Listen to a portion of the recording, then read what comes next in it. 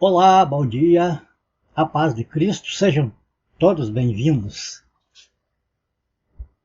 O livro de João, na Bíblia Sagrada, claro, o livro de João, no capítulo 14, o versículo 12, que está aí abaixo no rodapé do vídeo, você pode acompanhar, lembra? Está escrito assim, o Senhor Jesus falando: em verdade vos digo, que aquele que crê em mim, diz o Senhor Jesus, fará também as obras que eu faço, e outras maiores fará, porque eu vou para o Pai.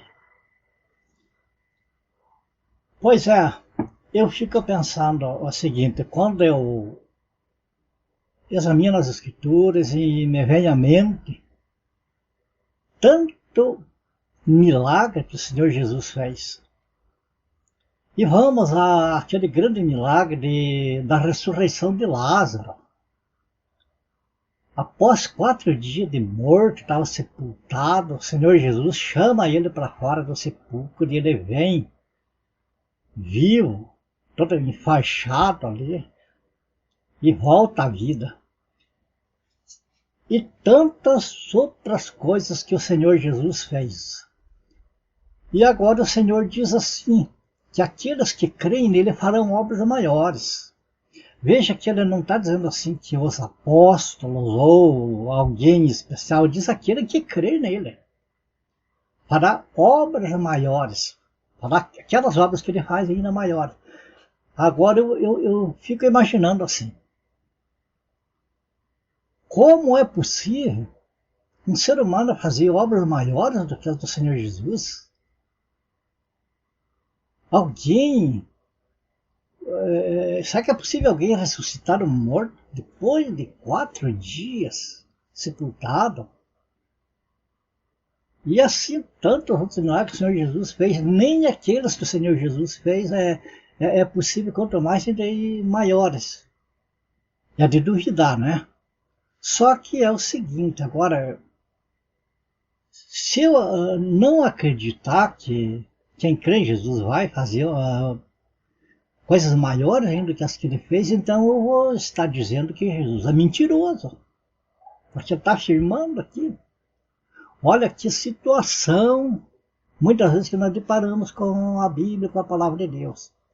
Por isso é necessário, é só o Espírito Santo mesmo, a nós revelar, está ali revelada, mas revelar a verdade é só o Espírito Santo, porque o próprio Senhor Jesus anunciou isso, que quando viesse o Espírito da verdade, ele guiaria os seus discípulos em toda a verdade. Então, humanamente falando, é impossível alguém fazer obras maiores. Mas quando o Espírito Santo está naquela pessoa, ou seja, na igreja, que é o corpo de Cristo, opa, então aqui começa a mudar, a gente começa a mudar o entendimento. Infelizmente, muitas pessoas, hoje, no moderno evangelho de hoje, acreditam que as obras maiores é que alguém pode ressuscitar mortos e tantas outras coisas. Agora veja bem, o próprio versículo aqui, ele nos diz o porquê que as pessoas iam fazer obras maiores. É só prestar atenção, veja bem. Vamos ler de volta o versículo. João, capítulo 14, versículo 12. O Senhor Jesus fala: em verdade vos digo, que aquele que crê em mim fará também as obras que eu faço e outras maiores fará. Agora vem o porquê. Porque eu vou para o Pai. Aqui está a chave do entendimento. Nós vimos que Jesus,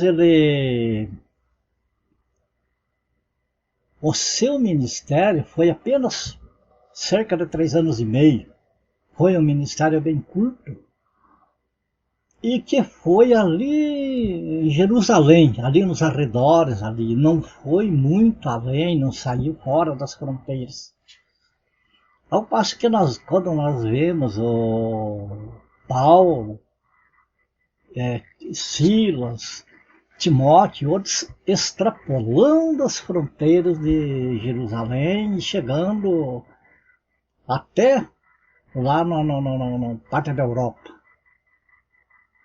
Então nós vemos que já o ministério dos apóstolos já foi muito maior do que o de Cristo. Não no sentido de poder. Eles fizeram as obras que Jesus fez, não fizeram maiores, mas foram mais longe do que Jesus faz. Aqui já nós vemos uma obra maior em termos de território, não em termos de poder, em termos de território. Esta obra foi maior. E ela continua até os dias de hoje, na autêntica igreja do Senhor Jesus, ela prossegue. Agora vamos ver que obras que são essas que seriam maiores. Aqui vem a resposta. Nós já vimos que o ministério do corpo de Cristo da igreja é maior em extensão do que foi o ministério do Senhor Jesus enquanto ele estava em carne aqui nesta terra. Certo? Mas vamos às Escrituras para nós, então, ir confirmando e entendendo aquilo que vamos comentar a respeito da evangelização. Veja, uma das coisas que o Senhor Jesus deixou ali para os discípulos, no momento ali que eram então, os apóstolos eram o alicerce, juntamente com ele faziam parte do fundamento da igreja. Jesus deixou isso para eles e eles passaram então para a igreja, para o corpo de Cristo. E continua até hoje. Marcos capítulo 16, versículos 15 e 16, onde o Senhor Jesus disse, é bastante conhecido, né? O Senhor disse-lhes, ide por todo o mundo, pregai o evangelho a toda criatura. Quem crer e for batizado será salvo. Quem, porém, não crer será condenado. Aqui já a gente nota o seguinte, que o Senhor Jesus, por exemplo, vamos dizer, aquele que eu considero um dos maiores milagres que o Senhor Jesus fez aqui na terra, a ressurreição de Lázaro, foi algo tremendo. Mas Lázaro, ele voltou a morrer. Ele morreu de volta. Então foi um extraordinário milagre, mas foi ali um milagre terreno. Agora veja que o Senhor Jesus passou as instruções para os discípulos para pregar a salvação que é maior do que a ressurreição terrena, a ressurreição que volta a morrer. Veja bem, aquele que é salvo, ele participa da ressurreição espiritual, participa da ressurreição em Cristo. É infinitamente maior do que a pessoa ressuscitar aqui e depois morrer de volta, por exemplo, e cair na perdição. Então, o Evangelho pregado é maior do que os milagres que o Senhor Jesus fez, embora venha do próprio Jesus. Vamos entender isso aqui. Que os que creem em Jesus farão as obras que ele fez. Veja bem, que ele fez, não é obra que a pessoa faz. E farão maiores porque ele autorizou a ser maiores, porque a igreja continua aqui já por 2000 anos, enquanto que o Senhor Jesus, em carne, foi tão pequenininho o ministério dele. Então, a salvação e a ressurreição eterna, claro, é muito maior do que o milagre da ressurreição de uma pessoa aqui, no momento. Então, vimos isso. A pregação do Evangelho, né? Pregar o Evangelho a toda criatura, enquanto que Jesus pregou em Jerusalém. A palavra nos afirma, deixa eu ver aqui para você. Nos afirma aqui em Mateus capítulo 15, o versículo 24, veja que diz assim, mas Jesus respondeu, não fui enviado senão as ovelhas perdidas da casa de Israel. Jesus não foi enviado para a igreja, ele foi enviado aos judeus, foi enviado a Israel.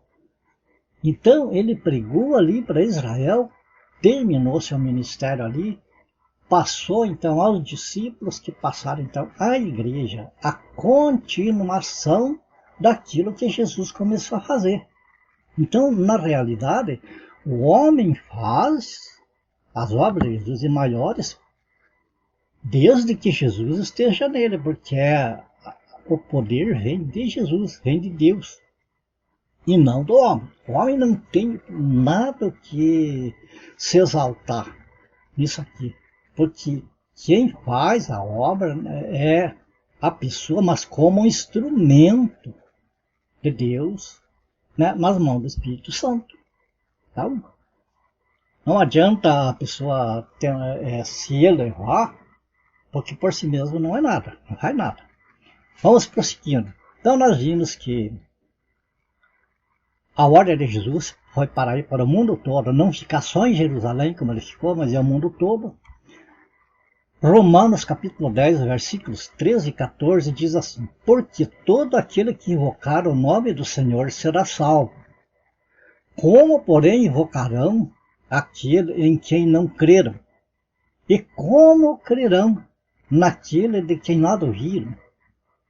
E como ouvirão se não há quem pregue? Então nós vemos aqui que é preciso.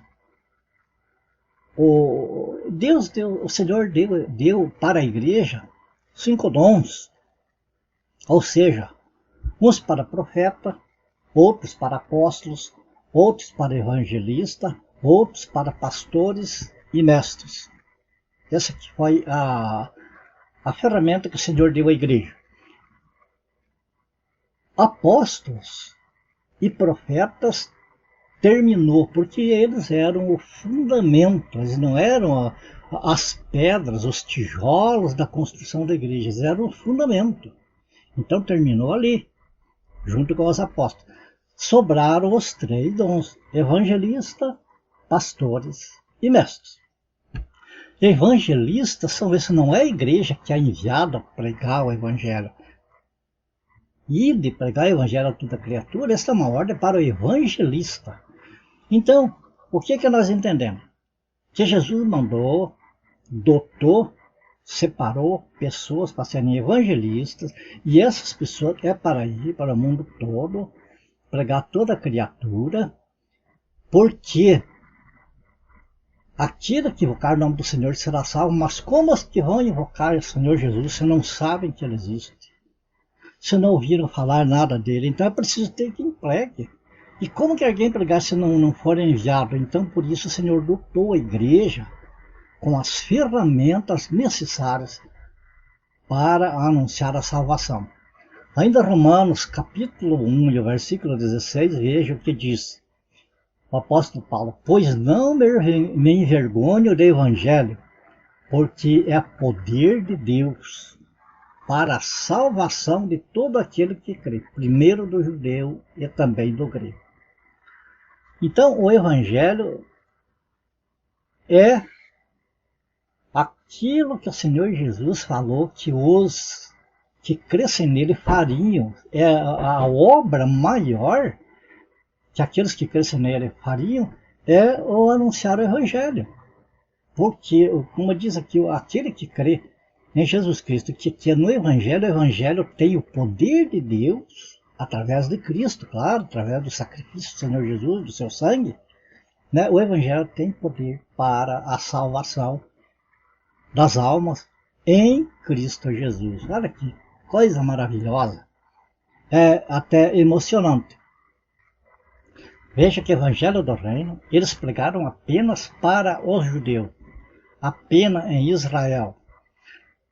E quando a igreja então foi formada, após o Pentecostes, foi dado o Senhor Jesus ressuscitado em pessoa, entregou a Paulo e que foi passado aos demais apóstolos, então o evangelho da graça, o evangelho da graça de Deus,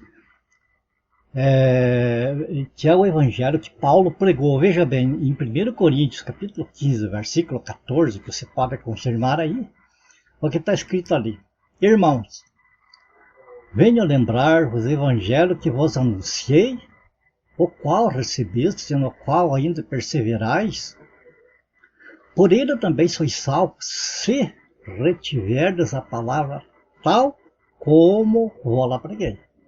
A menos que tenhais crido em vão. Antes de tudo vos entreguei o que também recebi, que Cristo morreu pelos nossos pecados, segundo as Escrituras, e que foi sepultado e ressuscitou ao terceiro dia, segundo as Escrituras. Este é o Evangelho da Graça que Paulo pregou. Então, o Evangelho que Paulo pregou, qual era? O que Jesus Cristo morreu para nossa salvação, morreu para pagar os nossos pecados e que ressuscitou. Então, o Evangelho da Graça ele consiste em pregar sobre a morte de Jesus e a sua ressurreição. Este é o Evangelho da Graça. Nós vemos que o Evangelho do Reino ele fala em muitas outras, de outra maneira lá, mas falando sobre a salvação pessoal, a salvação da vida terrena. A salvação como alguém, por exemplo, que lá o barco virou lá e o salva-vidas foi lá e tirou aquela pessoa e salvou ele da morte. Então, o Evangelho do Reino é pregado esta maneira para o povo de Israel, que é o povo terreno de Deus. Já a morte e a ressurreição de Cristo fala da igreja, do povo celestial do Senhor. Então, se alguém não pregar um evangelho tal como Paulo e os apóstolos pregaram, que é este evangelho da graça, não é o evangelho para a igreja, não é o evangelho autêntico.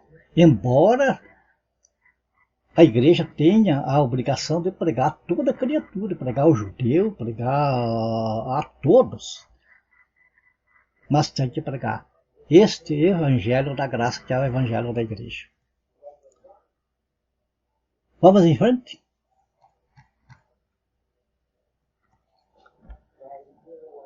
Nessa tela aqui, você vê a respeito do testemunho dos apóstolos. É outra coisa que é importante, que faz parte do Evangelho da Graça, é a gente falar para as pessoas, que tem muitos que não acreditam nem que Jesus existiu. Acham que ele é uma fábula, que é um mito, que ele não existiu.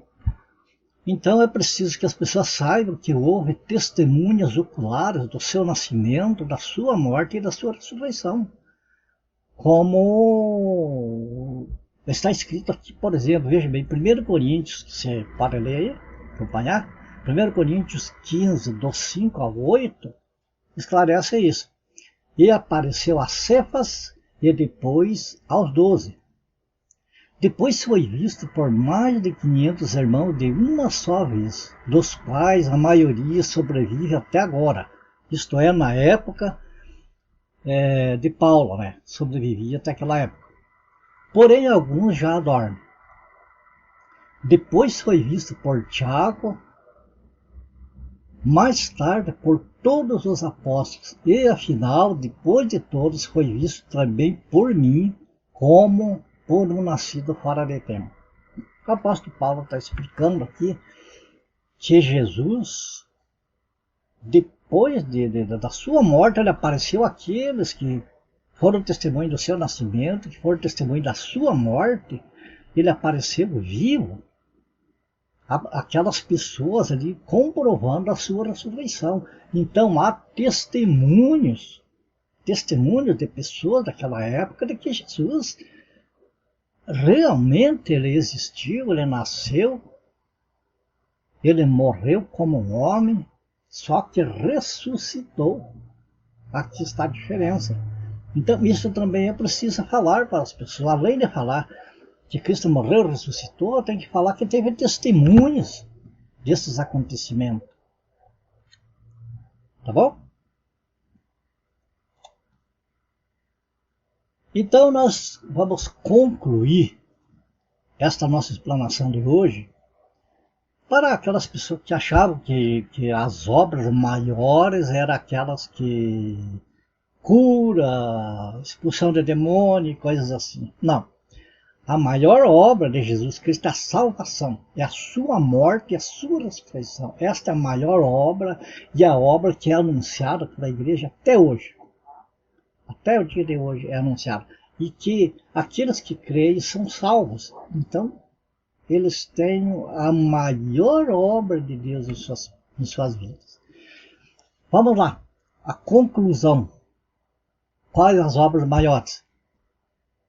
Pregação do Evangelho da Graça.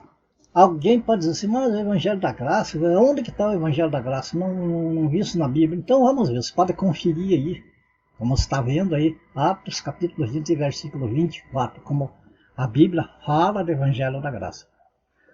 Porém, em nada considero a vida preciosa para mim mesmo, contanto que complete a minha carreira e o ministério que recebi do Senhor Jesus. Paulo não recebeu dos outros apóstolos, ele recebeu direto do Senhor Jesus.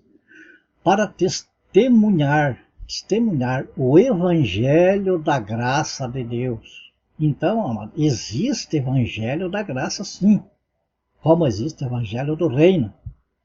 A parte dos evangelhos é parte de um outro estudo, mas sabemos que existe Evangelho da graça, existe Evangelho do reino de Deus, do reino dos céus, que já temos para outro estudo.